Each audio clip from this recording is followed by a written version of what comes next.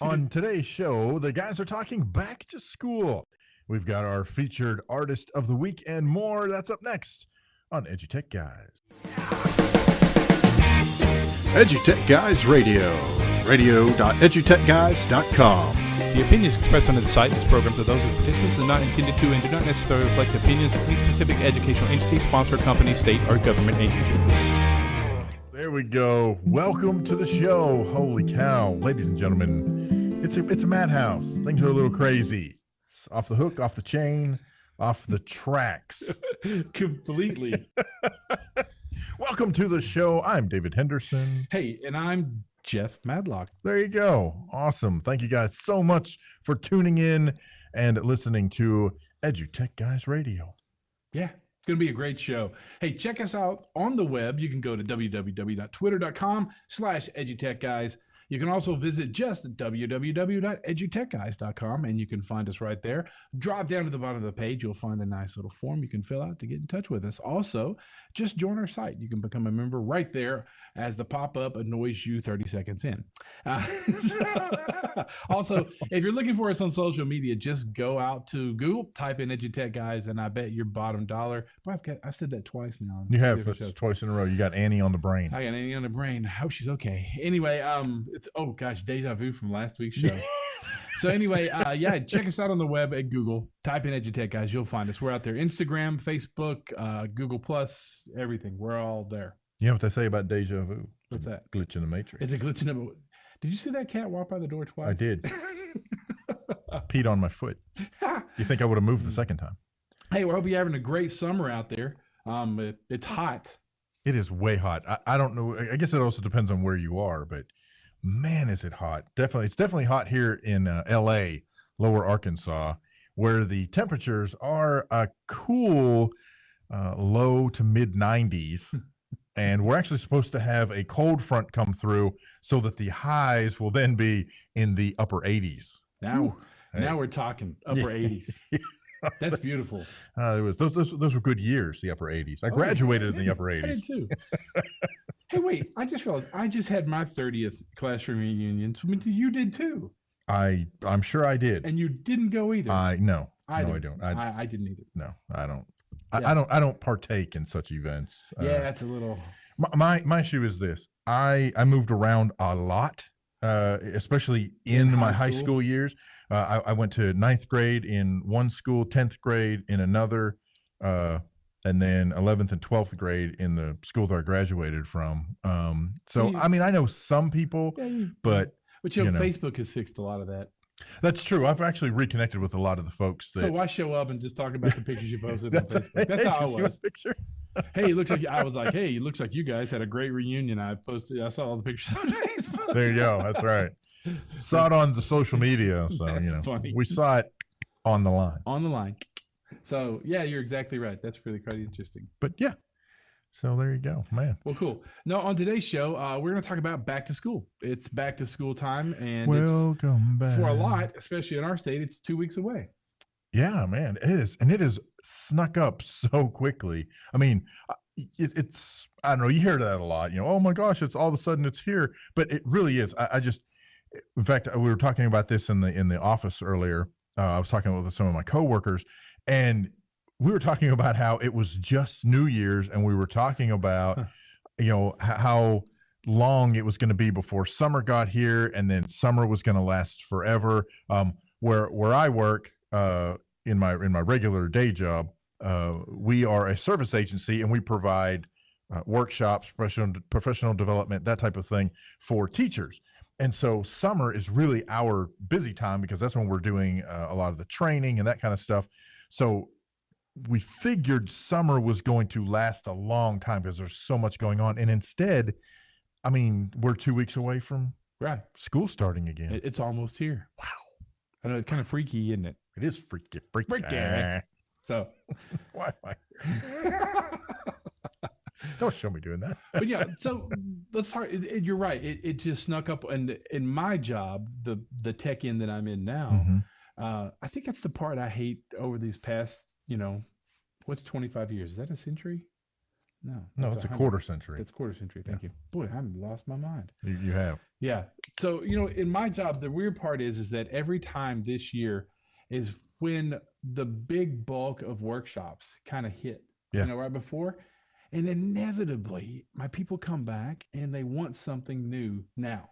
Yeah. And it's so hard Yeah. to make happen 2 weeks or 3 weeks before school starts. But I wanted to say this year, the cloud, Mm-hmm. and I think all the great work like the service centers are doing and the conferences are doing. Yeah. And I guess it's safe to say that there's a lot of neat apps and things out there in cloud-based software, but they've really honed in and they've really done a good job of, teachers are like down to not, in the old days, it was like 10 teachers are doing this and 4 teachers are doing this and 6 teachers are doing this. And a lot of schools have done a really good job about, we're all Google or we're all Microsoft 365 and this is all here. So great. They can train on that and that's all good. And, for a tech department, it's like, great, it's all in the cloud. Yes. Yay! Yeah, especially that part. Long as the internet works and the filtering is going on, we're happy campers. So that's a good deal. But then like Flipgrid and Buncee and all those apps that are out there, and you can even throw in stuff like Go Guardian and all that kind of stuff, Mobile Guardian and Care Monkey and all that kind of stuff. It's all cloud-based and it's all got lessons and planning. And the teachers are kind of like picking that one thing. And then I'm noticing it spreads like wildfire amongst the grade level. Like they'll go, yeah, we'll just all use Flipgrid or I'll use Buncee or we'll all use WeVideo or we'll all use, that. And that's what'll happen. It's been pretty cool. But, and I think that's my excitement about this next year is I think we'll see a little more student voice and student work done because teachers have picked something to definitely stick to. Google being that number one thing. Yeah, and I think you hit a really good point. At least from the discussions we've had with the various teachers that we interact with, and the folks that we interact with, not just in the quote unquote real world physical space, but also the people that we chat with online and that we know online, and we have these types of same discussions. That definitely seems to be a consensus in that. Whether it's at the building level or the district level, there seems to be a consensus among the district saying, okay, we're going to go in this particular direction. Where I don't know, it just seems like in the past, you'd have these 2 grades and they want this particular software, and these 4 grades and they want this, and these 3, and it's kind of everywhere, and it was a hodgepodge. And I mean, that really would drive IT departments like ours, up the wall, because you're trying to manage 52 different things. But at least from what we've seen and what we've heard, it seems like that is sort of leveling off. Yeah, I agree. Yeah. I think that's exactly what it's doing. I think we're starting to see it, and I want to say it's because the curriculum has gotten more test centric and it's more definite around the country, especially like around the state. So the workshops that you're seeing around the state, whether you go to one at this co-op or you go to one at the co-op in Northwest Arkansas or wherever, since we're all shooting for the same stuff in Arkansas, then a lot of the workshops are going to be the same thing, because a lot of the curriculum out of these almost 300 or over 300 school districts is kind of really the same. Sure. And that is kind of nationwide, because everybody unfortunately is shooting for the test. Right. And so we're going to see the same stuff taught. And so therefore, I've got this lessons already built out in Google Docs from my Google Classroom, and I just shared it with 1,380 teachers. Yeah, exactly. Well, and one of the things, and I don't know what it's like in other states, so by all means, if you're watching, if you're listening, feel free to leave a comment. Let us know how it is in your experience in your state. But one of the things that I hear from vendors a lot who deal in Arkansas is that in Arkansas, especially when it comes to education technology, if a handful of schools latch on to something, then nearly every school latches onto it. We've got there's this thing that happens in our state where it's kind of a good news travels fast. I don't know what you want to call that. We all like to jump on the bandwagon and hop along and grab whatever's going on. But I think a lot of that is also, especially in our side of things, we're on the tech side of things.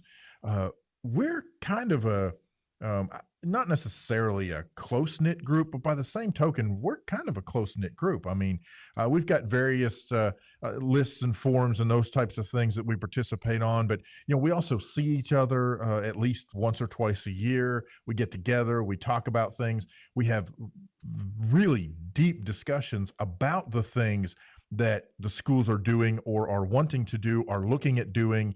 And we also have a tendency to look to each other.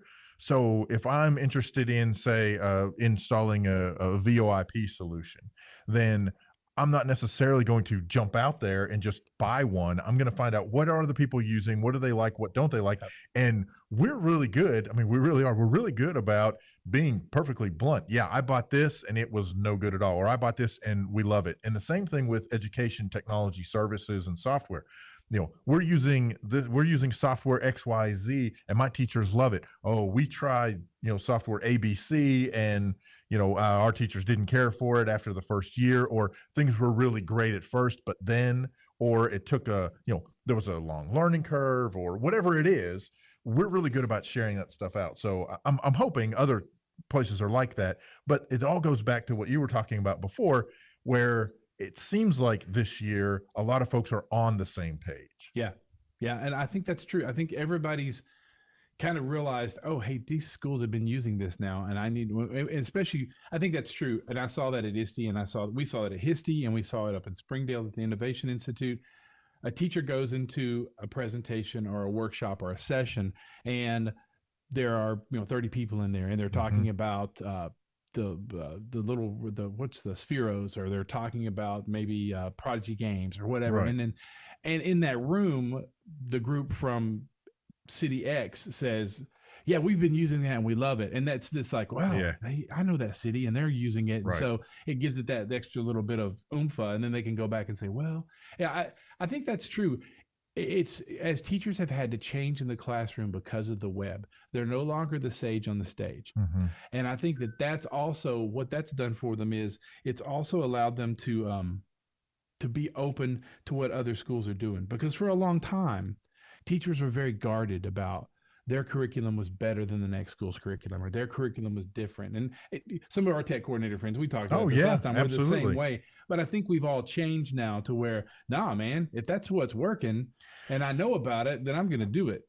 I think some folks have changed. Well, and I agree. And I just had a conversation today with a business department somewhere, I won't say where, about installing the new Microsoft Office full-blown professional suite on Windows 7 machines. Yeah. And, this is just my stance on it.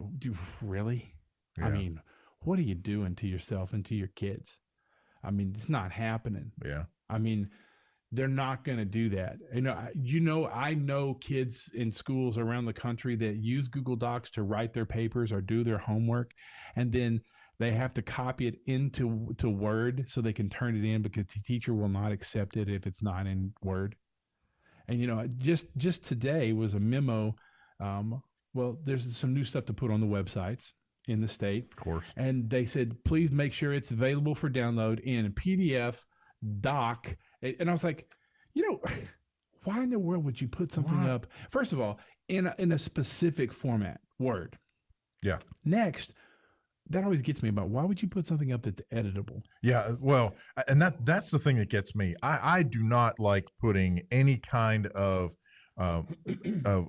editable formatted document on our corporate site, especially if it has any kind of data information in there, because anybody could just, you can download it, change it. Now, I know we're not, it's very easy to go find PDF editors.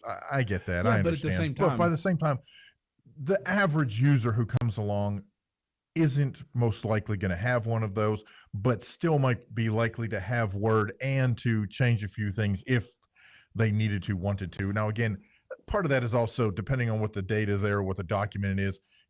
Are they going to want to edit? Why would they want to edit it? That type of thing. But I mean, you never know. It's just one of those things. Well, it's one of those things that I always say about the way that it works for districts and educational entities.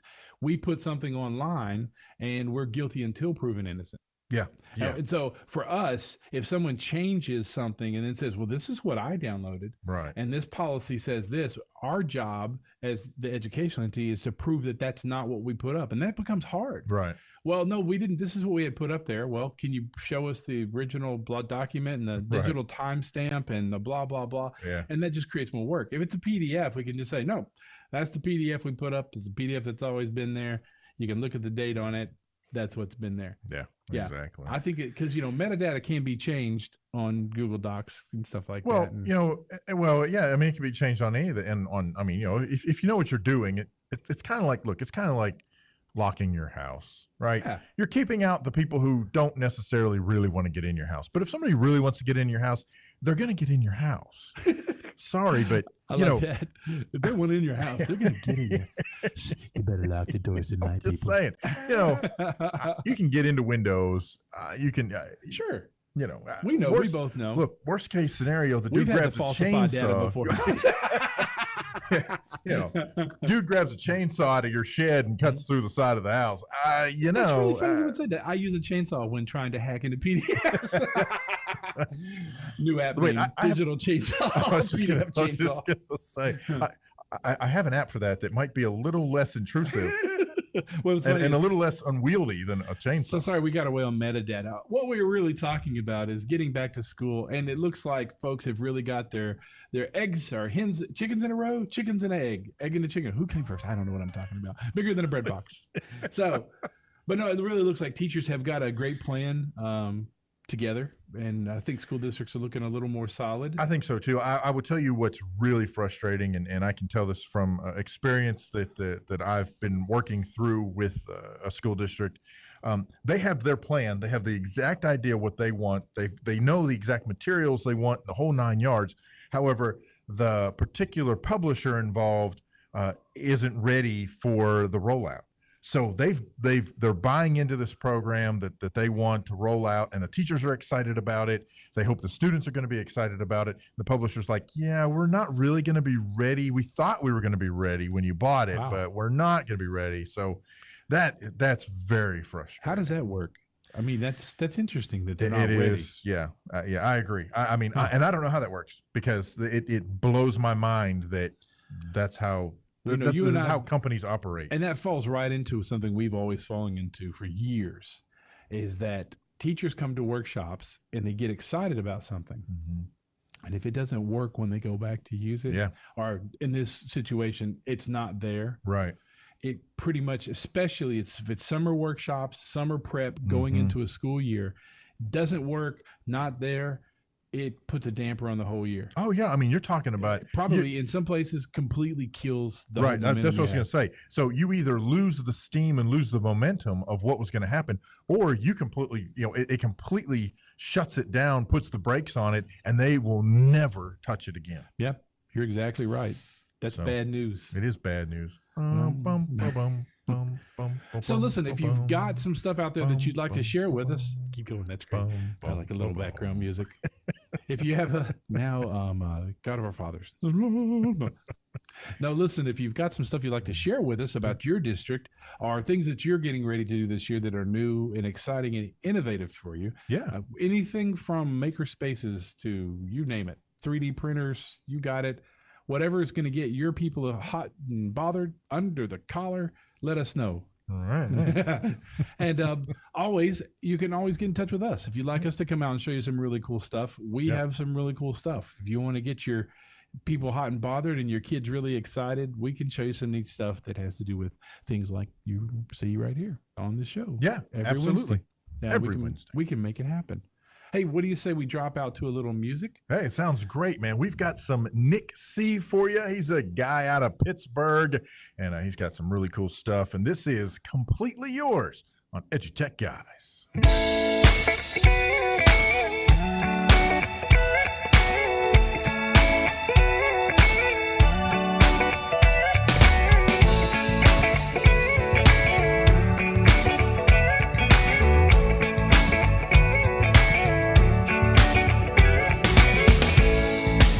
When I'm calling out your name, will you hear me?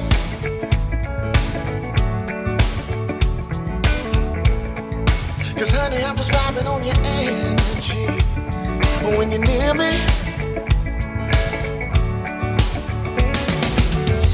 and I know we have just begun, but I'm glad that we can give it a chance. 'Cause ain't no better feeling out and falling in love. My heart is not my own, and it's sinking like a stone. I'm completely yours. I'm completely yours. I'm completely yours. I'm completely yours. Well, love, every time that you cross my mind, I think of bright moonlight and a glass of wine, and slow dancing on the beach to our favorite song. And if nobody's looking, we can get it on. Well, I know we have just begun, and I'm glad that we can give it a chance. 'Cause ain't no better feeling out and falling in love. My heart is like a stone. My heart is not my own. I'm completely yours. I'm completely yours. I'm completely yours. I'm completely yours.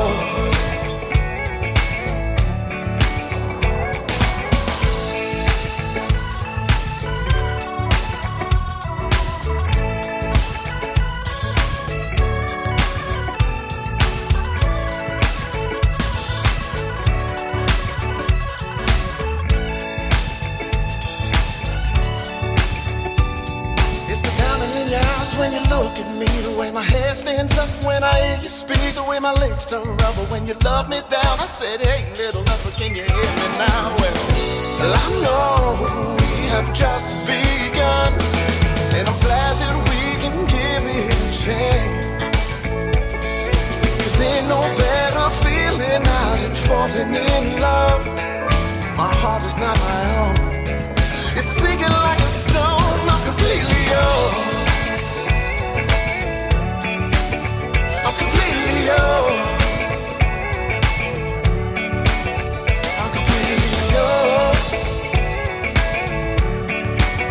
I'm completely yours. I'm completely yours. I'm completely yours. There you go. Music from C. Completely yours. You're on EduTechGuys Radio. NIKSEA.com. Go find his music. Yeah, good stuff. I like Nick C's music. I do too. You know, we've had a lot of other artists reach out to us on Twitter about, you know, some things. So we should look at some music this fall. Yeah. And I know we're it's a different format. I hope you like the video stuff. The video stuff's very different, and you know, it's new, exciting and new. Come aboard, the EduTech guys are waiting for you With Miro. So yeah, we're using Mevo live stream to do the show and go a new route with our video, and we're still doing the live podcast, and you can still get the audio on SoundCloud. Yeah, absolutely. But if you'd like to know more about this, reach out to us, edutechguys.com, or you can do it Jeff at edutechguys.com or David at edutechguys.com. Write us, ask us how we're doing it, and we can even come to your school or your cooperative area and do a workshop for you. That's right. Or you can come see us, because we are going to be in several places coming up this year. We've got some things in the works. We've got some things already booked, such as the TCCA conference in Houston, Texas in October. Yep, October the 7th. October the 7th. And then we have AESA in San Antonio in December. And I can't remember exactly, but that's early December. It's usually around the 2nd, 3rd, somewhere in there. But we'll have the dates for you. But yeah, AESA in San Antonio in December. And FETSI 18. Looking forward to it. Orlando, Florida. That's going to be awesome. In January. We're already actually working with the gang at FETSI, getting stuff ready to go, and that's going to be a really good one. We're looking forward to it. We'll have some different sponsors and some new sponsors by that time. Yep. And the format might be really cool with Mevos and video and audio live from the floor. That's right. Fetsy. We'll be coming to you live. That's going to be awesome. Yep. Hey, Google tip of the week. Google tip of the week. Do we have one? I do. Google tip of the week this week is about team folders. Team folders, we've talked about it before, but here at the beginning of school, you're going to find some great uses for them. One of them for my district has been, we have a wonderful website by the company ApptG. They make a wonderful back-end website. If you're looking for one, I can highly recommend them. There's a lot of them out there. There's tons. You can find great web companies out there for schools. But we needed the ability, we get a lot of documents that need to be uploaded. In fact, right now, the state has a new mandate of some documents that they want out, ready for the new, has to be state documents online.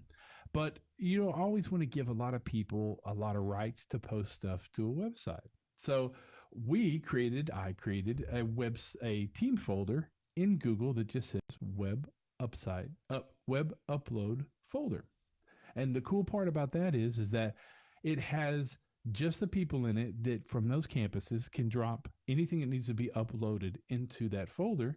And the rest of us that are in there, a handful of us, have the ability to upload. Yeah. So that way you're keeping it, those folks can still make sure that their campuses are getting information on, say, the main website or the main document site, but they don't have the power to go straight there. Yeah. It's just, does it cause more problems? I don't believe so. Well, what I like about that idea is you can then delegate to the folks who need to post the particular content and say, look, you only have to post this one document or these two documents. You don't have to, no one person is in charge of the full gamut of things that needs to go on the website, especially in Arkansas where it comes to what the state requires. Right. Not one person is over all of that. You can delegate that out and say, look, you're just going to upload these two documents that you generate all the time anyway. I'm going to show you how to post that up, and there you go. Yeah, pretty cool stuff. That's very cool stuff. So that's all about team folders inside Google. I know we've talked about them before, but really great stuff. Yeah. I highly recommend it. That's very cool. It's a great way to utilize something that you get for free anyway from Google. And remember, team folders aren't owned by anyone. They're owned by the district.